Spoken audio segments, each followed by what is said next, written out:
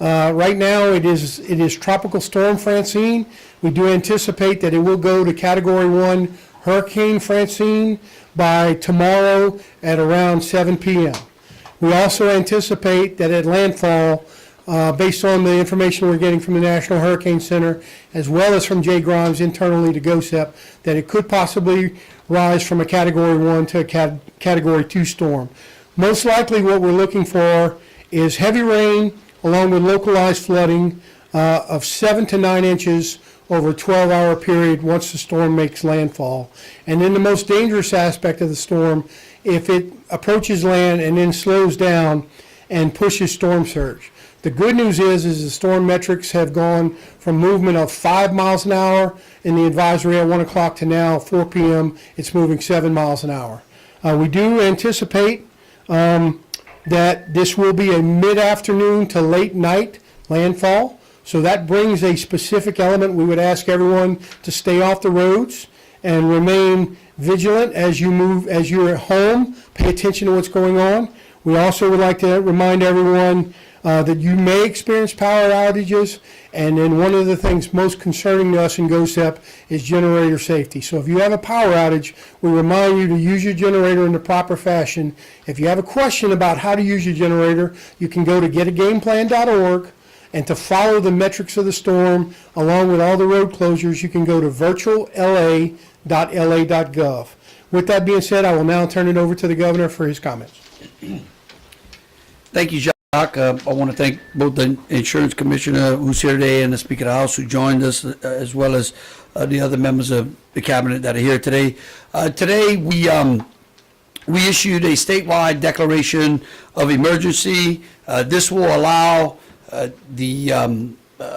resources will give us an opportunity for resources to begin to flow. I spoke to Administrator Deanne Cresswell, the FEMA administrator, earlier this morning. We have requested a pre-landfall presidential declaration already. We want everyone in the state to be cautious and vigilant, as Jacques said. We don't want to downplay this event, but we also do not want people to panic. We are putting out the best information possible. We have our state climatologist who is working 24/7, pushing information about what he predicts is going to happen with this storm.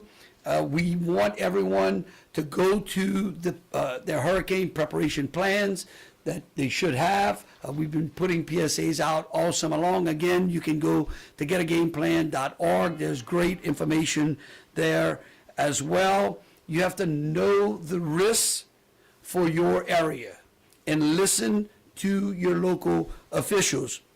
We have already begun initiating conference calls with all of our parish partners and state agencies. Tomorrow, we're going to have a unified command group meeting with the entire cabinet and statewide officials. The steps that we've already taken, GOHSEP has been monitoring this storm development over the past 8 days in conjunction again with our state climatologist Jay Grimes.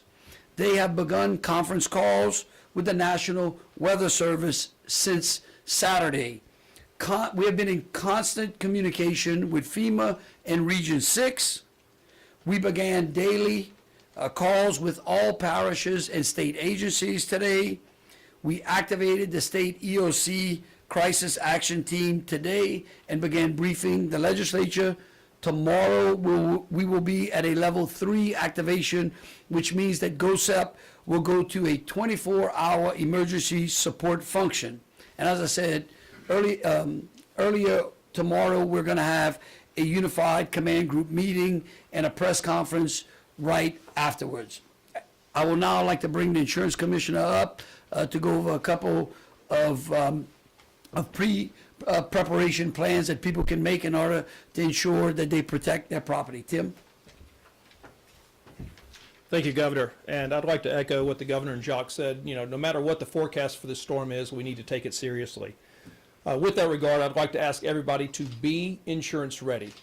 And by that, what I'm asking is you to read your insurance policy, go over it again, look at your declaration page, know what your insurance deductible, your named storm deductible is. And at any time you have questions on your policy, call your insurance agent, call your insurance company. Now's the time to get those questions answered. The other is prepare your property now. If you haven't done so already, please trim back any limbs or trees that are close to your home. Secure your furniture and your windows and doors. You don't want your furniture to become part of the debris that could damage your neighbors. Take photos of your inventory, not just the inside, not just your contents, but also the exterior. It's a better way to document if you do have damage.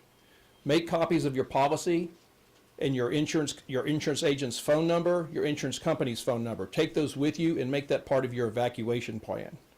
And then finally, once it is safe to return, if your home does have damage, make sure and document it. Take more photos, but also mitigate any future damages. Tarp your roof if you have damage there. Tarp or board up your windows if you have damage so that you won't get water intrusion. And again, let's take this seriously, and I appreciate the governor's opportunity to speak. Thank you. Thank you, Tim. Again, we want the citizens of the state not to panic, but to be prepared. These storms are storms that we unfortunately have been susceptible to each and every year that hurricane season is upon us. We are going to be putting out information. Please, again, go to getagameplan.org or stay tuned to your local officials and to local websites on the government officials in the parishes that you live. And we will be holding a press conference again tomorrow about 10:30? 11:30. 11:30 after the UCG meeting. We'll open it up to any questions that y'all may have right now. Julie? Can you guys tell us where you think the main part of the state that might be affected by the storm is? And can you also, are you opening any public evacuation centers at this point? Well, we'll tell you right now, we're trying to monitor and understand exactly the impact that the storm is going to have on the coastal parishes, right? So, again, the places that the storm makes landfall are going to be impacted the heaviest. And depending upon the speed of the storm is going to depend upon the storm surge that will impact the coast. And so, again, as we all know, those people living along the coast should heed their local officials' warnings and take the proper precautions necessary for high tides, for extreme storm surges, and for those areas that are going to be impacted by a strong southerly wind. As for storm shelters, The storm shelters are all based on a parish-by-parish basis, so the best mechanism is exactly what the governor said. Maintain contact with your local parish, Office of Emergency Preparedness, and they're gonna tell you which shelters by parish would be open. I think we have, and I think Jacques said it, we have got 23 23 declarations of emergency by parishes. I'm sure that may expand by tomorrow, when we'll have more information on the impact of this storm to the state of Louisiana. Any other, yes, sir?